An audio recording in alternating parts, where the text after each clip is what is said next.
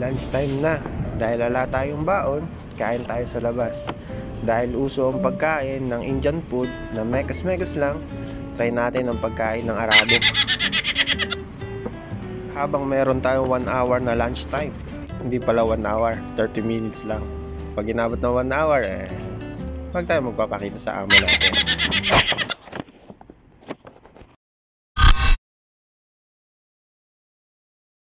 Dito pala yan sa, parang ano lang siya, Pakistan food dito sa Saudi Arabia. Pero hindi ko kasi alam yung tawag sa pagkain na to eh.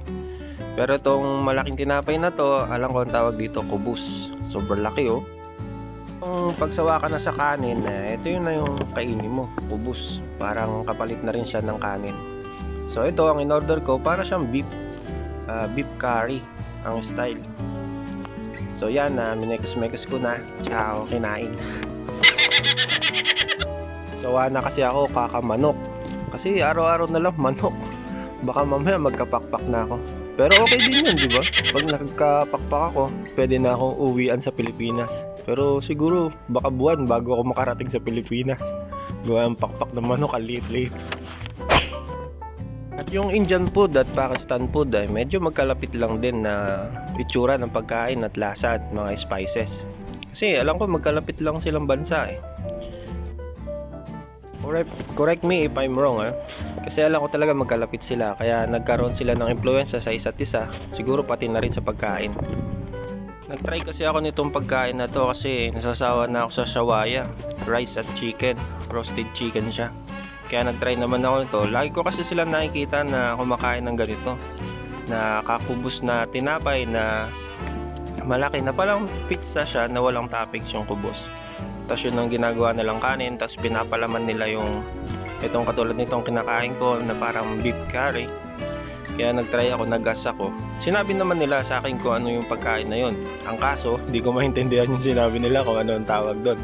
Kaya sabi ko na lang, katulad na lang nung kinakain nung kaibigan nila na Pakistani. Sabi ko, sem-sem na par, akil, mojud, kaya na. But then, naintindihan naman nila, kaya binigay nila sa akin tong parang beef curry na pagkain. Masarap naman, medyo strong yung spices niya, pero solid and sarap.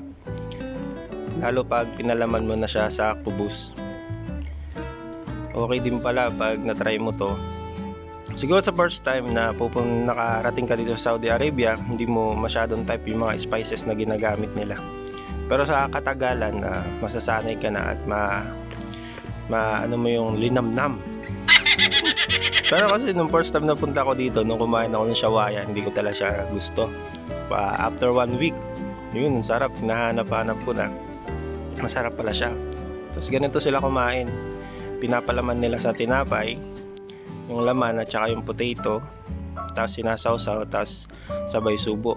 Yan, mekos-mekos na yan. So hanggang dito na lang mga tos. Bye.